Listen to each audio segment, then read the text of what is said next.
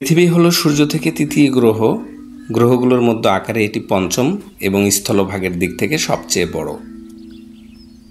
পৃথিবী একমাত্র গ্রহ যেখানে এখনও জীবনের অস্তিত্ব পাওয়া গেছে। বিজ্ঞানীদের মতে পৃথিবী গঠিত হয়েছে প্রায় 4.57 বিলিয়ন বছর আগে।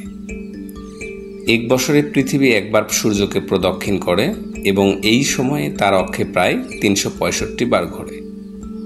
এর গতি ঘন্টায় 30 কিলোমিটার। পৃথিবীর অক্ষ কিছুটা হেলানো, যা 23.5 ডিগ্রি কোণে ঘোরে। এই কারণে বছর জুড়ে সূর্যের আলো একইভাবে সবসময় পড়ে না, ফলে আমাদের ঋতু পরিবর্তন হয়ে থাকে। পৃথিবী প্রতিদিন একবার ঘোরে, ফলে দিন আর রাত হয়। এই ঘূর্ণনের কারণে পৃথিবী কিছুটা চ্যাপ্টা হয়ে থাকে। পৃথিবীর একমাত্র উপগ্রহ হচ্ছে চাঁদ, যা গঠিত হয়েছে 4.53 বিলিয়ন বছর আগে। চাঁদের মাধ্যাকর্ষণ শক্তি পৃথিবীতে জোয়ার ভাটা তৈরি করে এবং পৃথিবীর ঘূর্ণনও ধীরে ধীরে কমিয়ে দিতে পারে। পৃথিবীর বাতাসে 78% নাইট্রোজেন ও 21% অক্সিজেন থাকে। এছাড়াও থাকে কার্বন ডাই অক্সাইড, জলীয় বাষ্প ও আর্গন। বায়ুমণ্ডল সূর্যের ক্ষতিকর এই রশ্মিগুলো ও মহাকাশ থেকে আসা বিভিন্ন ধরনের কণা থেকে আমাদের রক্ষা করে থাকে। পৃথিবীর 71% জলে আর 29% স্থলে ঢাকা থাকে।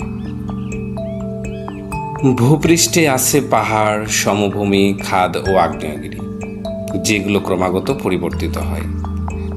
চাঁদ একটি বিশাল আকারের প্রাকৃতিক উপগ্রহ, যা আমাদের অক্ষ স্থির রাখতে সাহায্য করে থাকে।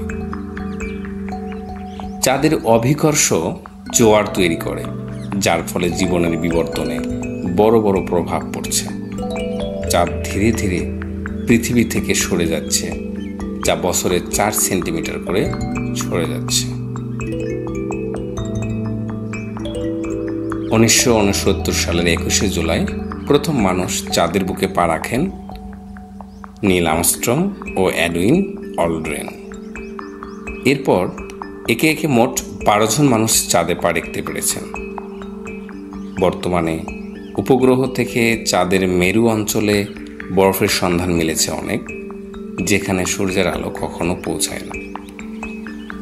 ভিডিওটি কেমন লাগলো অবশ্যই জানাবেন, আর আমাদের এই চ্যানেলটি লাইক, কমেন্ট এবং সাবস্ক্রাইব করতে ভুলবেন না। ভালো থাকবেন, দেখা হবে আগামীতে নতুন একটি ভিডিও নিয়ে। Thank you very much.